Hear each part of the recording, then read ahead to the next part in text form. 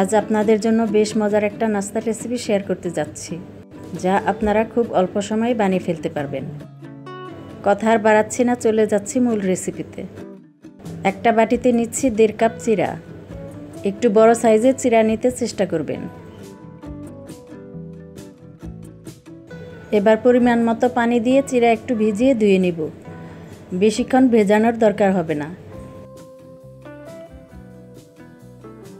এখনই একটা স্ট্রেনারে দিয়ে চিরাগুলো থেকে পানি ঝরিয়ে নিব।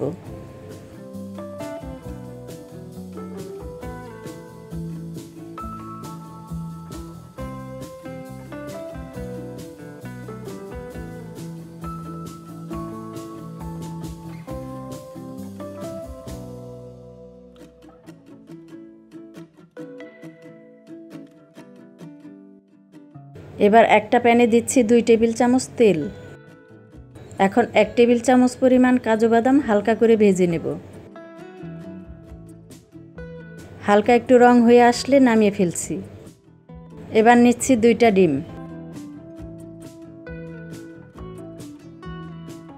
সামান্য একটু লবণ দিয়ে ভালোভাবে ফেটিয়ে নেব।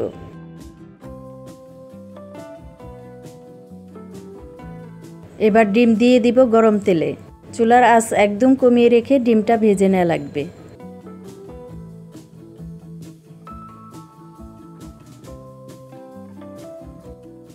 বেশি কড়া করে ভাজতে যাবেন না, হালকা করে ভেজে একটা বাটিতে উঠিয়ে নিচ্ছি। আবার এই প্যানেই দিলাম 1 টেবিল চামচ তেল। প্রথমে তেলে দিচ্ছি 2 টেবিল চামচ পরিমাণ পেঁয়াজ কুচি।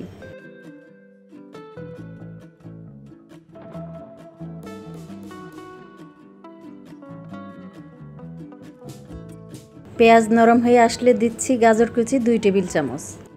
একটু নেড়ে জাল করে নিব যাতে গাজরটা সেদ্ধ হয়ে যায়। এবার দিচ্ছি সেদ্ধ করা আলু কুচি 2 টেবিল চামচ। চুলার আঁচ মিডিয়ামে রেখে নেড়ে দিচ্ছি। এখন দিচ্ছি মটরশুঁটি 2 টেবিল চামচ, টমেটো কুচি 2 টেবিল চামচ, 2টা কাঁচামরিচ কুচিও দিয়ে দিলাম। এখন সব কিছু আবার নেড়ে মেশাতে হবে। সবজিগুলো সেদ্ধ হয়ে আসলে দিচ্ছি 1/2 চা চামচ হলুদ গুঁড়া। এই হলুদ গুঁড়া দেওয়ার কারণে দেখবেন নাস্তাটা খুব সুন্দর একটা রং আসবে। এবার দিচ্ছি টমেটো সস 1 টেবিল চামচ। আবার সব কিছু নেড়ে দিচ্ছি। এখন দিচ্ছি ভেজে রাখা ডিম আর বাদাম।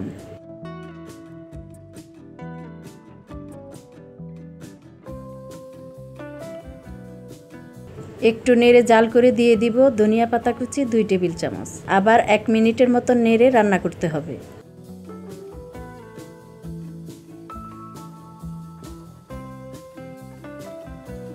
এখন দিচ্ছি ঝরিয়ে রাখা চিরা। চিরা দেওয়ার পর খুব ভালোভাবে নেড়ে সব কিছুর সাথে মেশাতে হবে। চুলার জাল কমিয়ে রেখে রান্না করবেন, কারণ চিরা কিন্তু নিচে লেগে ধরবে এবং দ্রুত পুড়ে যাবে।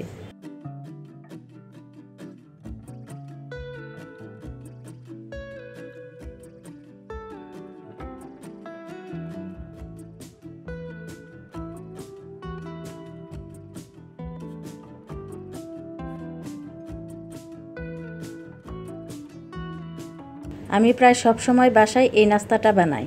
খেতে কিন্তু বেশ ভালোই লাগে। বেশ স্বাস্থ্যকর একটি নাস্তা, খুব অল্প সময়ে বানিয়ে ফেলতে পারবেন। আজকের মতো তাহলে বিদায় নিচ্ছি। সবাই অনেক বেশি ভালো থাকবেন, সুস্থ থাকবেন। আল্লাহ হাফেজ।